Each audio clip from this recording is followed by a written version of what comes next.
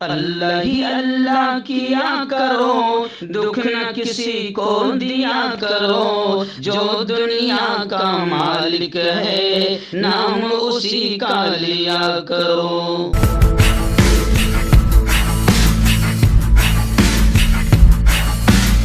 तकमीली तलबीना ताकत, सेहत और शिफा के लिए सुन्नत और तिब्बे नबवी का बेहतरीन नुस्खा।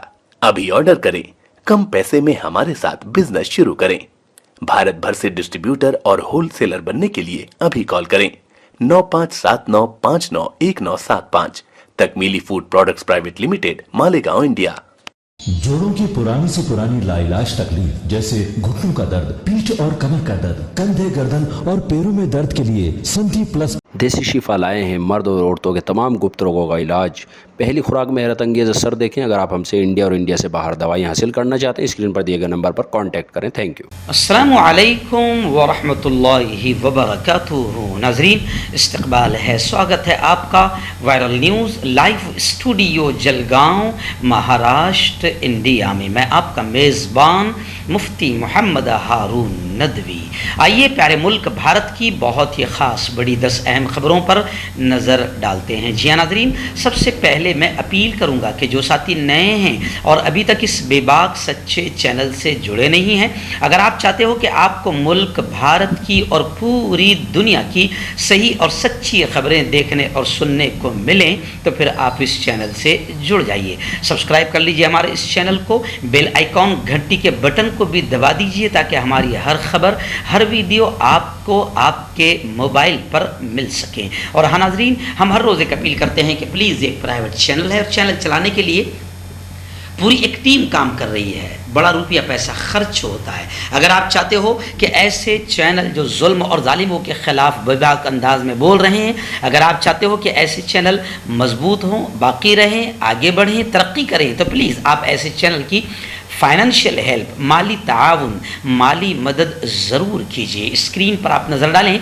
हमारे चैनल का बैंक अकाउंट नंबर भी दिया जाता है। और अगर आप ऑनलाइन पैसा भेजकर मदद करना चाहते हैं तो गूगल पे, फ़ोन पे और पेटीएम, तीनों का नंबर एक ही है, 9923223361। अल्लाह ने जो भी आपको ताकत दी है उस एतबार से आप हर दिन या हफ्ते या महीने में एक बार ही सही, मगर पाबंदी से 200, 500, 1000 रुपये जो आप मदद कर सकते हैं मदद कीजिए और चैनल को मजबूत कीजिए। नाज़रीन, आज जुमेरात का दिन है और जुमेरात को रात में 9:30 बजे इसी चैनल पर हमारा किसी अहम टॉपिक पर, अहम उन्वान पर लाइव बयान होता है, जो 1.5 महीने से रमज़ानुल मुबारक की वजह से बंद था, लेकिन फिर अब यह सिलसिला शुरू हो रहा है। और आज का हमारा बड़ा अहम उन्वान है कि आखिर अल्लाह रब्बुल इज़्ज़त ने हमें रमज़ान क्यों दिया था, रमज़ान क्यों आया था, क्या हमने खोया, क्या पाया, किस तरह हमने गुजारा और क्या करना चाहिए अब।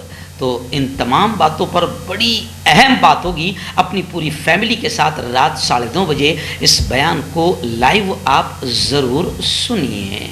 आइए नाज़रीन, पहली बड़ी खबर इस वक्त मेरी निगाहों के सामने आ रही है, जो बड़ी अच्छी और खुशी की खबर मानी जा रही है कि गद्दारी कानून पर सुप्रीम कोर्ट ने आखिर रोक लगा दी।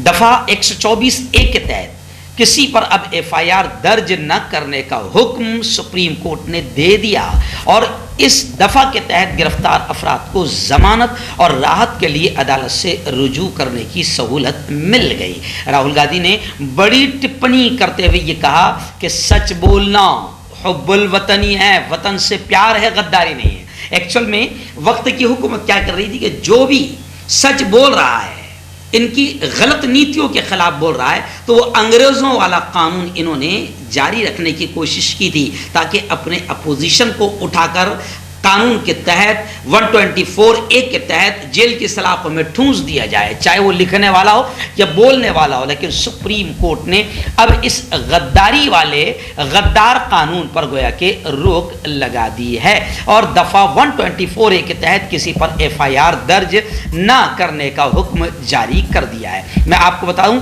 कि इस कानून के रद्द किए जाने के बाद बाकायदा शरद जी पवार और तमाम ही लोगों ने, राष्ट्रवादी कांग्रेस, तमाम ही लोगों ने बाकायदा इस फैसले पर खुशियों का इजहार किया। मैं आपको बता दूं कि हमारे हर दिल अजीज नौजवान एडवोकेट वकील शाहिद नदीम साहब, जो हमारे जमीयत उलमा के बाकायदा एडवोकेट है, लीगल एडवाइज़र है, इन्होंने भी बाकायदा मुल्क से बगावत का कानून 124A का पस मंज़र पूरा बयान किया है और पूरी तरीके से पोल खोल के रखा है कि किस तरीके से इस कानून का हुकूमत अपनी हिज़्ब मुखालिफ के लिए गलत इस्तेमाल करती थी या करती आई है। और यही नहीं बल्कि इस कानून का गलत इस्तेमाल अंग्रेज़ों ने उलमाए देवबंद और जमीयत उलमाए हिंद के ख़िलाफ़ इस्तेमाल किया था, क्योंकि उलमाए देवबंद हमारे ये उलमा बाकायदा अंग्रेज़ों की उस हुकूमत के ख़िलाफ़ मुल्क को आज़ादी दिलाने के लिए लड़ते थे और अंग्रेज़ी हुकूमत के ख़िलाफ़ बाकायदा बोलते थे, लिखते थे, भाषण करते थे। तो अंग्रेज़ हुकूमत इस कानून के तहत उलमाए किराम को जेल की सलाखों में ठूंसती थी और आज उसी कानून का गलत इस्तेमाल, अंग्रेज़ तो चले गए मगर उसी कानून का गलत इस्तेमाल किया जा रहा था, जिस पर अल्हम्दुलिल्लाह सुप्रीम कोर्ट ने रोक लगा दिया। दूसरी बड़ी खबर रियासत महाराष्ट्र के मुंबई से हमारे रिपोर्टर मुफ्ती अबू अयूब ने बताया कि राज ठाकरे को जान से मारने की धमकी की खबरें आ रही है और अब मुसलमानों की तरफ शक की सुई घुमाने की कोशिश की जा रही है। एक्चुअल में राज ठाकरे का मकसद ही यही है, जो हनुमान चालीसा और अजान को लेकर जो मुद्दा उठाया, हिंदू मुसलमान करवाने का मकसद है।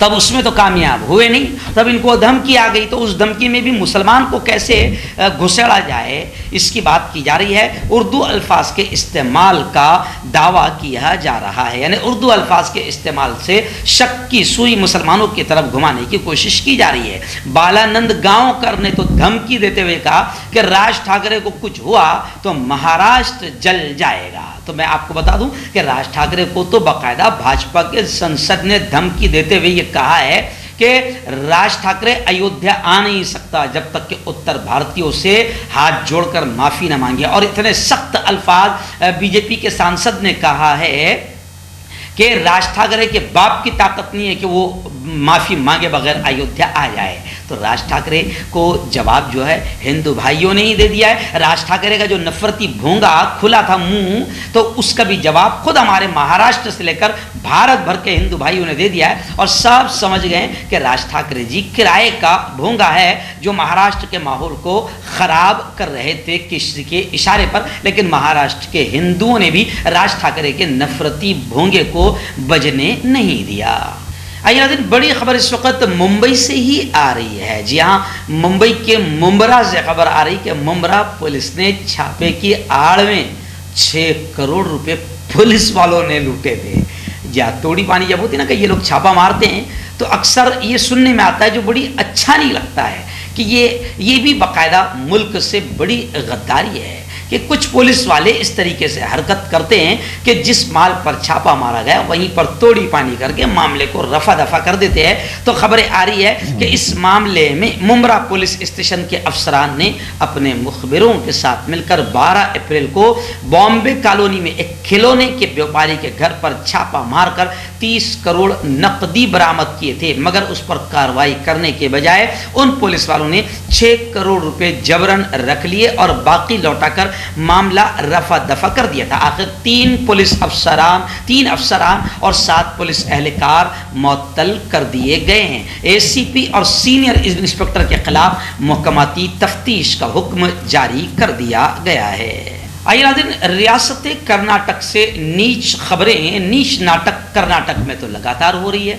हिजाब की नीच नाटक वहीं से शुरू हुई थी। वहाँ के कुछ आतंकी जहन के लोगों ने ये मसला शुरू किया था और अब फिर बाकायदा आतंकी लोगों ने एक मस्जिद के मीनारे पर भगवा झंडा लहराया।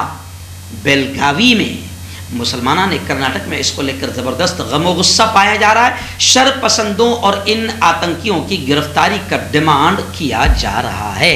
मैं आपको बता दूं कि कर्नाटक में नीच नाटक बदस्तूर शुरू है और अब मजहबी हम आहंगी को बिगाड़ने की कोशिश की गई।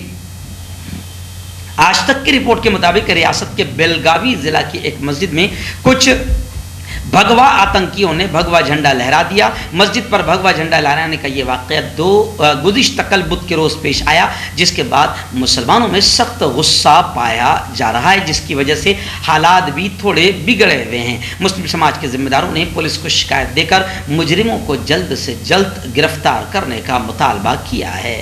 मैं आपको बता दूं कि इससे पहले वाले गुज़िश्ता हफ्ते में भी कर्नाटक के एक चर्च में भी भगवा झंडा लहराया गया था। इसके अलावा चर्च में हनुमान की तस्वीर भी रख दी गई थी। ये वाक़या भी वहीं पर कर्नाटक में पेश आया था, यानी कर्नाटक में क्रिश्चियन हो या फिर मुसलमान हो, अल्पसंख्यक और माइनॉरिटी के खिलाफ लगातार भगवा आतंक का जहर घोल रहे हैं और नफरतों का माहौल पैदा करके माहौल को बिगाड़ने की कोशिश कर रहे हैं।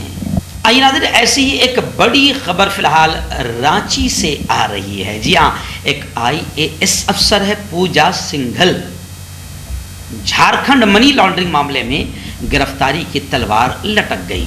5 दिनों की ईडी तहवील में उनको ले लिया गया। कोलकाता समेत उनके कई नज़दीकी अफराद के ठिकानों पर भी छापे मारे गए हैं। मैं आपको बता दूं कि उनके शौहर अभिषेक झा भी कुछ फाइलें लेकर शाम को ईडी के दफ्तर पहुंची। बाद में बताया गया कि ईडी ने पूजा सिंघल के खिलाफ FIR दर्ज कर ली है और साथ ही उनकी गिरफ्तारी के लिए ज़रूरी कार्रवाई भी शुरू कर दी गई है। बताया जाता है कि गिरफ्तारी के बाद ईडी ऑफिस में ही उनका मेडिकल टेस्ट, तिब्बी मुआयना करवाया गया। इसके लिए उन्हें सदर अस्पताल से डॉक्टरों की एक टीम को बुलाया गया। उन्हें 5 रोज़ के लिए ईडी की तहवील में दे दिया गया है। झारखंड मनी लॉन्ड्रिंग मामले में ये IAS अफसर पूजा सिंघल को तहवील में ले लिया गया। रियासत महाराष्ट्र के नांदेड़ से बड़ी खबर आ रही है। मैं आपको बता दूं कि जमाते इस्लामी हिंद नांदेड़ की जानिब से एक शानदार तकरीब ईद मिलन तकरीब का इनेकाद अमल में आया। तकरीब में अलग अलग मुख्तलिफ मजहबी रहनुमाओं और धर्म गुरुओं को मदऊ किया गया। सब ने शिरकत भी की। ईद मिलन तकरीब में मुल्क के मौजूदा हालात में मुसलमानों के खिलाफ फैलाई जा रही नफरत पर तशवीश का इजहार भी किया गया। मैं आपको बता दूं कि अब बाकायदा महाराष्ट्र में जिस तरीके से नफरती भूंगा बजा और महाराष्ट्र में बीजेपी की हुकूमत नहीं है, अब महाराष्ट्र में लगातार माहौल ख़राब करने की कोशिश की जा रही है। इसलिए गुज़िश्ता कल इस प्रोग्राम में इस बात को भी बोला गया कि ऐसे प्रोग्राम की इस वक्त महाराष्ट्र ही नहीं मुल्क भर में ज़रूरत है, क्योंकि मुल्क में नफरती भोंगे बजाए जा रहे हैं, दंगे फसाद का, नफरतों का माहौल बनाया जा रहा है। इसलिए ऐसे प्रोग्रामों की सख्त ज़रूरत है। प्रोग्राम में मेहमान खुसूसी की हैसियत से शिव श्री गंगाधर साहब, ज्ञानी अवतार सिंह, महंत श्री धर बाबा जी, ऐसे ही डॉक्टर सोपान राव, क्षीरसागर और दीगर कई अहम शख्सियात ने शिरकत की। और इस शानदार प्रोग्राम में बाकायदा मुल्क की आज़ादी में मुसलमानों की कैसी कुर्बानियाँ, योगदान और का किरदार रहा है, और ऐसे ही मुल्क की तामीर, तरक्की, मुल्क के विकास में मुसलमानों की खिदमत क्या रही है, इसको भी तफसीली तौर पर इस प्रोग्राम में बयान किया गया। और लाउड स्पीकर में अजान के ख़िलाफ़ राज ठाकरे की जानिब से दी जा रही धमकियों का भी जिक्र किया गया और इस बयान को सियासी हथकंडा बताते हुए इसके खिलाफ आवाज़ उठाने की भी नसीहत की गई। नाज़रीन, इस वक्त बड़ी खबर आ रही है दिल्ली से। जी हाँ, वाइस प्रेसिडेंट वेंकैया नायडू ने बुध के रोज़ मुख्तलिफ रियासतों में बरसरे इक़्तिदार सियासी जमातों, सियासी पार्टियों से ये अपील की कि मुख्तलिफ सियासी जमातों को मोदी जी के साथ मिलकर ताउन करना चाहिए ताकि मुल्क का विकास हो सके और मुल्क में पुरअमन माहौल को यकीनी बनाया जा सके और तरक्की याफ्ता मुल्क का ख्वाब पूरा किया जा सके। इस तरीके से अपील नायब सदर वेंकैया नायडू ने तमाम सियासी पार्टियों से की है। बहुत अच्छी अपील की, लेकिन उनके इस बयान के बाद सोशल मीडिया पर लोगों ने कमेंट करना शुरू कर दिया है कि जनाब मोदी जी से बात कीजिए, उनको समझाइए कि आपने कहा था सबका साथ सबका विकास, लेकिन आपने किसी को साथ नहीं लिया, बल्कि जहां जिस स्टेट में आपकी हुकूमत नहीं है तो आपने उस स्टेट को, वहां की स्टेट की पार्टियों का यह कहना है कि आपने पूरी तरीके से उनको कुचलने का, दबाने का, सताने का काम किया है। आपने किसी भी स्टेट की मदद नहीं की है जहां पर आपकी हुकूमत नहीं है, तो आपने किसी को साथ लिया ही नहीं। और अब श्रीलंका के बुरे हालात हालात को देखकर अब आपको भी चिंता सताने लगी है, तो अब आप वेंकैया नायडू जैसे लोगों से कहलवा रहे हैं कि सबको चाहिए कि मोदी जी का साथ दें, पहले आप साथ दें। और जहाँ तक कि वेंकैया नायडू ने कहा है कि मुल्क में पुरअमन शांतता का माहौल बनाने के लिए मोदी जी का साथ दें, तो लोग सोशल मीडिया पर ये भी कमेंट कर रहे हैं कि किसी का साथ देने की जरूरत नहीं है, मोदी जी से कहिए कि आप अपने मन में ये लाइए तो सही, आप अमन की बात कीजिए तो सही। और जो आतंकवादी मुल्क में माहौल नफरतों का बना रहे हैं, रैलियां निकालकर मुस्लिम मोहल्लों में घुसकर मस्जिदों पर भगवे झंडे लहराकर दंगे फसाद करवा रहे हैं, मोदी जी सिर्फ आप उनके खिलाफ बोल दीजिए, ऑटोमेटिक मुल्क में अमन का माहौल बन जाएगा।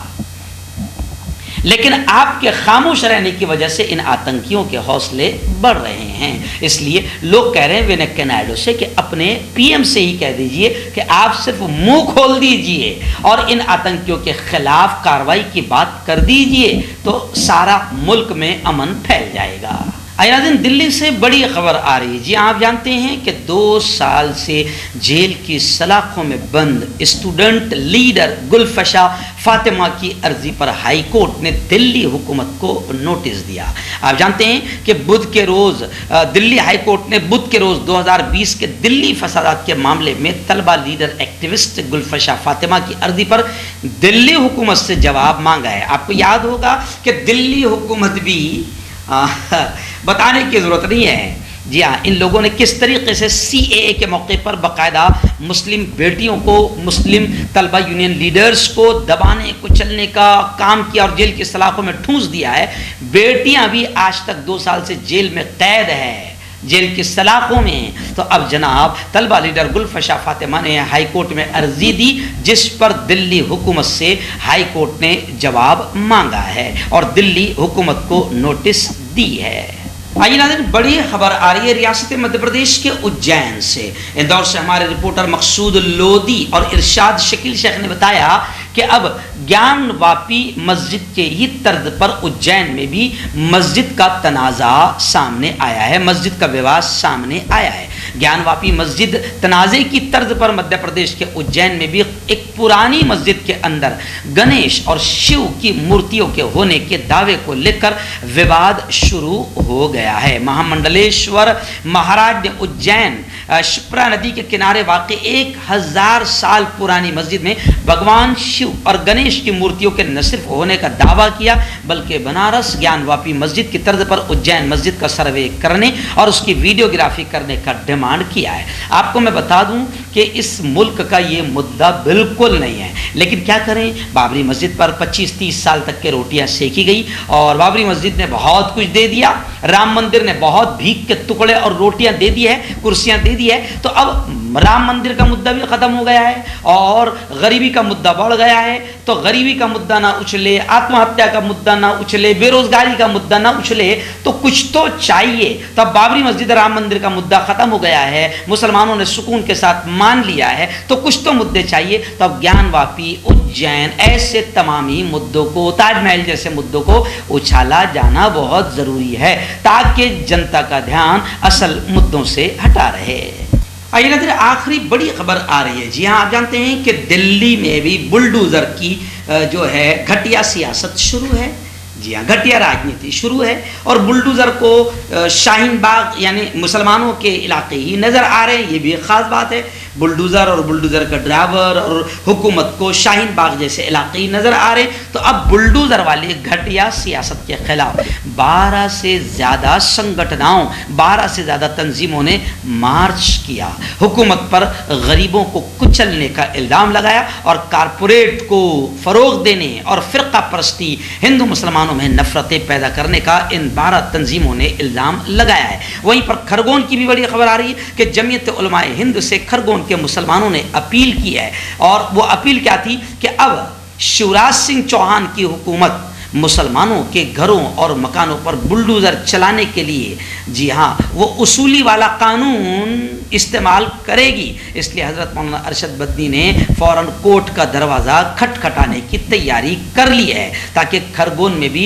यकतरफा जिस तरीके से कार्रवाइयाँ हुई है पुलिस वालों की, बुलडोज़र की, हुकूमत की, वो घटिया कार्रवाइयों से, एक तरफा कार्रवाइयों से मुसलमानों को बचाया जा सके। इसलिए बाकायदा हज़रत मौलाना अरशद बद्दी जमीयत उलमाए हिंद ने हुकूमत के खिलाफ कोर्ट का दरवाज़ा खटखटाया है। क्यों होता है जोड़ों में दर्द, क्यों रहती है जोड़ों में जकड़न, क्यों हो जाती है जोड़ों में सूजन, क्यों बन जाती है जोड़ों में गांठ, क्यों थम सी जाती है जिंदगी। जोड़ों की पुरानी से पुरानी लाइलाज तकलीफ जैसे घुटनों का दर्द, पीठ और कमर का दर्द, कंधे, गर्दन और पैरों में दर्द के लिए संधि प्लस प्लस एक संजीवनी बूटी की तरह है, या यूं कहे कि एक स्थायी इलाज साबित हो चुका है। लाखों लोग इसे अपना चुके हैं और दर्द पर विजय प्राप्त कर चुके हैं। जब हम नियमित रूप से संधि प्लस प्लस से मालिश करते हैं तो त्वचा इसे तुरंत ऑब्जर्व करके जोड़ों के सूक्ष्मतम अवस्था में पहुंचा देती है, जिससे जोड़ों में ब्लड का सर्कुलेशन बढ़ जाता है और जोड़ों के मांसपेशियों में मजबूती आती है। आंतरिक सूजन समाप्त हो जाती है, जिससे दर्द में आराम तो मिलता ही है, साथ ही साथ जोड़ों में नई शक्ति भी आती है। हमारे ये प्रोडक्ट ना कि किसी बाजार में मिलता है और ना ही मेडिकल शॉप पे, इसलिए इसे पाने के लिए अभी स्क्रीन के नंबरों पे कॉल करें और ऑर्डर करें।